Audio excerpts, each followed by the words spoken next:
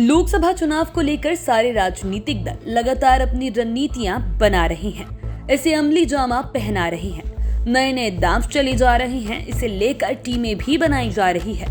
इसमें कास्ट समीकरण से लेकर समाज में नेताओं के प्रभाव तक को नजर में रखा जा रहा है। इसी कड़ी में नीतीश कुमार की पार्टी जेडीयू ने भी लोकसभा चुनाव के पहले बड़ा दांव चला है। जेडीयू ने 21 मार्च को एक साथ नेशनल और स्टेट लेवल की टीमों का गठन किया। नेशनल टीम में 32 लोगों को रखा गया तो बिहार की स्टेट टीम में 252 लोगों को रखा गया है। नेशनल टीम को राष्ट्रीय अध्यक्ष ललन सिंह लीड कर रहे हैं तो स्टेट टीम को प्रदेश अध्यक्ष उमेश सिंह कुशवाहा। इन जंबो जेट टीमों की चर्चा सियासी गलियारे में काफी हो रही है। ऐसे में आज हम आपको जेडीयू की नवगठित टीमों के बारे में 5 मायने बताते हैं। सबसे पहले बात करते हैं 5वें नंबर की। इस नंबर पर बात करते हैं बिहार टीम की। दरअसल 21 मार्च को दोपहर के बाद जेडीयू के प्रदेश अध्यक्ष उमेश सिंह कुशवाहा ने अपनी नई टीम की घोषणा की। इस टीम को जंबो जेट कहें तो कोई आश्चर्य की बात नहीं, इसमें 252 लोगों को रखा गया है। लिस्ट के अनुसार जेडीयू की प्रदेश वाली जंबो जेट टीम में 20 उपाध्यक्ष, 105 महासचिव, 114 सचिव और 11 प्रवक्ता और 1 कोषाध्यक्ष बनाया गया है। इस टीम में जेडीयू ने कई बड़े नामों को शामिल किया है। इनमें से किन्हीं को जिला अध्यक्ष की जिम्मेवारी दी गई तो किन्हीं को नगर अध्यक्ष का दायित्व मिला है। पटना समेत मुजफ्फरपुर, मधेपुरा, शेखपुरा, नालंदा, रोहतास, औरंगाबाद, मुजफ्फरपुर नगर, दरभंगा नगर, कटिहार नगर, बेगूसराय नगर समेत अन्य जिलों और नगरों के अध्यक्ष को नए सिरे से रिचार्ज किया गया है। जेडीयू ने जिन चेहरों को जिला और नगर की कमान सौंपी है उनमें कई पूर्व मंत्री जैसे बड़े पद पर रह चुके हैं तो कई नए प्रभावी चेहरे हैं। अब बात करते हैं चौथे नंबर की। चौथे नंबर पर कास्ट फैक्टर की बात करते हैं। दरअसल ये तो हर कोई जानता है कि इस बार लोकसभा की चुनावी लड़ाई का मेन ग्राउंड बिहार ही बनेगा और ये भी सच है कि इस बार की लड़ाई में कास्ट फैक्टर का बोलबाला रहेगा। पहले बात करते हैं उमेश सिंह कुशवाहा की स्टेट टीम की। सूची को यदि देखें तो जेडीयू ने बिहार के जिलों में कास्ट फैक्टर का खूब ख्याल रखा है। उसने उपेंद्र कुशवाहा की भरपाई का भी पूरा इंतजाम किया है।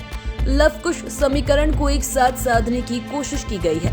इसी तर्ज पर मुजफ्फरपुर और रोहतास में कुशवाहा समाज को जिम्मेवारी सौंपी गई। वहीं दरभंगा में अध्यक्ष की जिम्मेवारी ब्राह्मण समाज के नेता को दी गई। बाकी जिलों में भी इसी तरीके का ख्याल रखा गया है। पॉलिटिकल एक्सपर्ट्स की माने तो बीजेपी जिस तरीके से धर्म की राजनीति के सहारे आगे बढ़ रही है उसकी कास्ट फैक्टर ही हो सकता है। दूसरी ओर नेशनल टीम में भी कास्ट फैक्टर का पूरा ख्याल रखा गया है। जेडीयू की नेशनल टीम में पहली बार 5 मुसलमानों को जगह मिली है। वहीं इस लिस्ट में 4 स्वर्ण, 2 यादव, 8 कुर्मी कुशवाहा को भी रखा गया है। इसके अलावा 6 अति पिछड़ा और 2 महादलित को भी इस लिस्ट में स्थान मिला है। इतना ही नहीं, मंगनी लाल मंडल को ललन सिंह के बाद वाली जिम्मेदारी दी गई है। उन्हें राष्ट्रीय उपाध्यक्ष बनाया गया है, यानी उपेंद्र कुशवाहा की भरपाई मंगनी लाल मंडल से करने की कोशिश की गई है। इसी से आप अंदाजा लगा सकते हैं कि लोकसभा चुनाव को लेकर जेडीयू कितना अधिक गंभीर है। अब बात करते हैं तीसरे नंबर की। नेशनल टीम में यूपी का प्रतिनिधित्व देकर जेडीयू ने पूर्वांचल से लेकर उत्तरांचल तक को साधने की कोशिश की है। दरअसल नेशनल टीम में यूपी के बाहुबली नेता धनंजय सिंह को भी जगह मिली है। उन्हें राष्ट्रीय महासचिव बनाया गया है। इसी से अंदाजा लगाया जा सकता है कि टीम को लेकर नीतीश कुमार और उनकी पार्टी कितनी ज्यादा गंभीर है। दरअसल दिल्ली की सियासत बिहार और यूपी के रास्ते जाती है। इन दोनों राज्यों में यदि पार्टी को बम्पर सीटें आ गई तो फिर केंद्र में सत्ता हासिल करना आसान हो जाता है। पॉलिटिकल एक्सपर्ट्स की माने तो पार्टी के अंदर खाने नीतीश कुमार के यूपी से भी चुनाव लड़ने की बात चल रही है। इसके पीछे तर्क दिया जा रहा है कि जिस तरह गुजरात से आकर नरेंद्र मोदी ने वाराणसी में मोर्चा संभाला है उसी तरह लोग चाहते हैं कि नीतीश कुमार भी यूपी में लवकुश वोटरों को एक मंच पर ले आए। इसके संकेत इस होली में भी मिले जब ललन सिंह लखनऊ में आयोजित होली मिलन समारोह में पहुंचे। उन्होंने कहा भी था कि यूपी में जेडीयू 5 लाख नए सदस्य बनाएगा और यूपी के धनंजय सिंह को राष्ट्रीय महासचिव बनाकर जेडीयू ने कम से कम ये तो जता ही दिया कि यूपी को साधने के लिए जेडीयू अंतिम दम तक लगाने में पीछे नहीं हटेगा। अब बात करते हैं दूसरे नंबर की। भले ही जेडीयू विपक्ष को एकजुट अब तक नहीं कर पाया है, लेकिन इसके लिए वो जी जान से जुटा हुआ है। पॉलिटिकल एक्सपर्ट्स की माने तो बिहार से लेकर दिल्ली तक पर नीतीश कुमार और ललन सिंह की नजर है और ललन सिंह ने अपने डेटा से पहले ही समझा दिया है कि किस प्रकार बिहार, झारखंड और यूपी में इतनी सीटों पर खेला हो सकता है।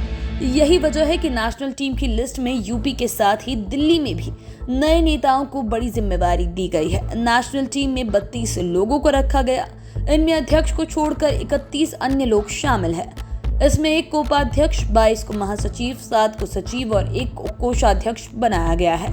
हालांकि इस टीम से केसी त्यागी की छुट्टी कर दी गई, जबकि बिहार कैबिनेट में शामिल तमाम मंत्रियों में से केवल जल संसाधन मंत्री संजय झा को शामिल किया गया। यानी बिहार सरकार के किसी और मंत्री को राष्ट्रीय कमेटी में जगह नहीं मिली, लेकिन संजय झा को राष्ट्रीय महासचिव बनाया गया है। संजय झा के बारे में माना जाता है कि वे जोड़ तोड़ की राजनीति में माहिर हैं। दूसरे राज्यों में संगठन को मजबूत करने के साथ साथ चुनाव लड़ने का भी अनुभव उनके पास ज्यादा है। इसके अलावा संजय झा पूर्व में भाजपा के नेता रह चुके हैं। माना जाता है कि राजनीति में कभी भी कुछ भी हो सकता है, तो संजय झा नीतीश कुमार के लिए एक बेहतर विकल्प के तौर पर मौजूद है। उनकी मिथिलांचल पर भी अच्छी पकड़ है और उन पर नीतीश कुमार को भरोसा भी काफी है। पॉलिटिकल एक्सपर्ट्स मानते हैं कि दिल्ली की सियासत में भी संजय झा बेहतर माने जाते हैं। अब बात करते हैं पहले नंबर की। पहले नंबर पर नीतीश कुमार से लेकर नरेंद्र मोदी और अमित शाह तक की बात करते हैं। दरअसल इस बार तो ये साफ है कि बिहार में नीतीश कुमार वर्सेस नरेंद्र मोदी की लड़ाई होगी। अब तक के पॉलिटिकल सिनारियो में ये तय माना जा रहा है कि ऐसे में सियासी गलियारे में कई सवाल एक साथ उठने लगे हैं कि नीतीश कुमार का जंबो जेट क्या नरेंद्र मोदी को पछाड़ेगा। 2024 के लोकसभा चुनाव में बीजेपी चित हो जाएगी। जेडीयू अपने इस जंबो जेट से बीजेपी को धूल चटा देगी। क्या बिहार में बीजेपी का समीकरण बिगड़ जाएगा?